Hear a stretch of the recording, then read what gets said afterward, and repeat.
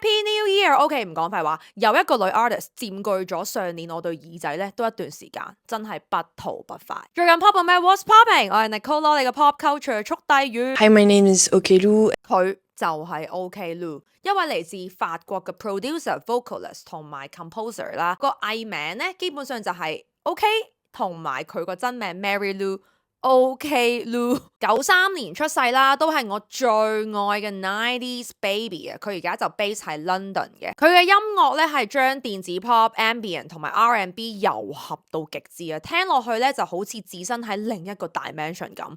其實佢細個係喺音樂學院學鋼琴同埋大提琴啦，所以你聽佢啲 melody 會發現有一種好優雅嘅古典底蘊，但係佢偏偏用最 glitchy、最前衛嘅電子聲去包住佢。佢20年張 mixtape 嘅 law 已經係正嘢啦，但係25年初出嘅 debut album Choke in Love 咧，簡直係 masterpiece 啊！連 Billie Eilish 咧都話 OKLu 係少數令到佢感到興奮嘅 artist。如果你想聽最全面嘅版本咧，就一定要去聽10月尾佢出嘅 Choke in Love Deluxe Version 啦。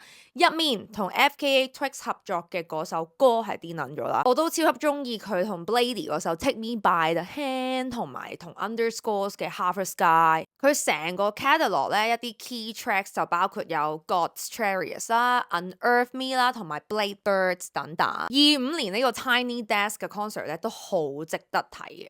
FOK 曾經話 OKLu 嘅音樂咧係 pop music for bugs。I hate bugs, but OK。有一個 fun fact 我想講係咧，訪問曾經 OKLu 分享過佢擁有嘅第一張 album 咧，就係 Gorillaz。咁冇可能唔愛佢啦。11月咧，佢就宣布咗佢26年嘅北美巡演啦。佢4月去完 Coachella 之後咧，就會開波噶啦。如果你喺 Seattle、San Francisco 或者 New York 嘅話，一定要去睇佢嘅 live。Please 代我睇啊！我都真係好想去啊！